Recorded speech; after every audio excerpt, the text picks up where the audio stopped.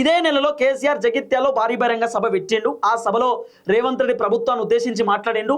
ఓ రకంగా చెప్పాలంటే రేవంత్ రెడ్డి ప్రభుత్వాన్ని పొట్టు విమర్శించిండు, పొల్లు తిట్టిండు కేసీఆర్.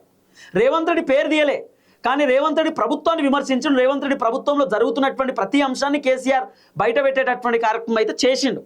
అసలు కేసీఆర్ ఏం మాట్లాడిన ఏం కథ అనేది పిన్ టు పిన్ నేను మీకు చెప్తా, ఒకసారి మీరు వినండి. పార్టీ అంతర్గత సమావేశంలో కేసీఆర్ కీలకమైనటువంటి వ్యాఖ్యలు, స్టేట్మెంట్స్ ఇచ్చేటటువంటి కార్యక్రమం చేసిండు.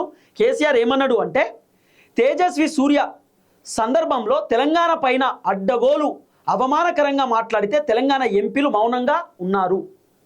తేజస్వి సూర్య తెలుసు కదా ఎంపీ, ఆయన ఇష్టం ఉన్నట్టు మాట్లాడిండు తెలంగాణను ఉద్దేశించి, ఆంధ్రాను ఉద్దేశించి. ఏదో ఇండియా పాకిస్తాన్ పోలుస్తూ ఆంధ్ర తెలంగాణను ఉద్దేశించి మాట్లాడిండు.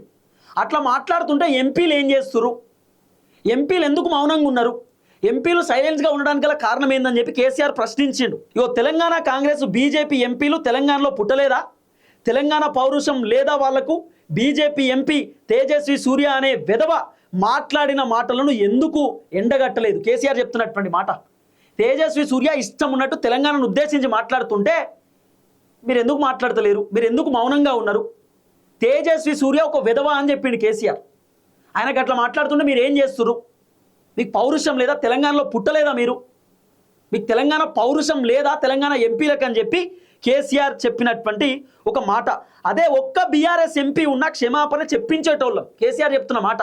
అదే బీఆర్ఎస్ పార్టీకి ఒక్క ఎంపీ ఉన్న పార్లమెంట్లో మా వాళ్ళు మాట్లాడి గట్టిగా నిలదీసి ఆ ఎంపీ తోటి తెలంగాణ ప్రజలకు క్షమాపణ చెప్పించేటోళ్ళు, కానీ మా వాళ్ళు లేరు ఎంపీలు అని చెప్పి కేసీఆర్ బాధపడ్డాడు. అయితే కాంగ్రెస్ బీజేపీ ఎంపీలు మౌనంగా ఉండి పౌరుషం లేకుండా వ్యవహరించారు. కేసీఆర్ చెప్తున్న మాట. కాంగ్రెస్ బీజేపీ ఎంపీలు మౌనంగా ఉండి పౌరుషం లేకుండా వ్యవహరించారు పార్లమెంట్లో. తేజస్వి సూర్య ఇష్టం ఉన్నట్టు మాట్లాడుతుంటే మీరు ఏం చేస్తున్నారు అని చెప్పి కేసీఆర్ కొంత గరమైండు. ఒకప్పుడు తెలంగాణ రాష్ట్రాన్ని వ్యవసాయ రంగం నుంచి ఇతర రంగాల్లో నంబర్ 1గా నిలబెట్టాం. కేసీఆర్ చెప్తున్న మాట. ఒకప్పుడు తెలంగాణ రాష్ట్రాన్ని అంటే కేసీఆర్ ముఖ్యమంత్రి ఉన్నప్పుడు వ్యవసాయ రంగమే కాకుండా మిగతా అన్ని రంగాలలో తెలంగాణను నంబర్ 1 చేసినాం, నెంబర్ 1గా రాష్ట్రాన్ని నిలబెట్టినాం.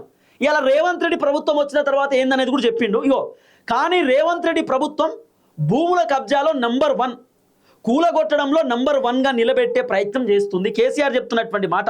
ఒకప్పుడు మేమేమో తెలంగాణ నంబర్ 1 చేస్తే అన్ని విషయాలలో, ఇలా రేవంత్ రెడ్డి భూములు కబ్జాలు పెట్టడంలో నెంబర్ 1 చేసిండు తెలంగాణను, మొత్తం ఇల్లులు కూలగొట్టడంలో రేవంత్ రెడ్డి నెంబర్ 1 చేసిండని చెప్పి కేసీఆర్ చెప్తున్న మాట.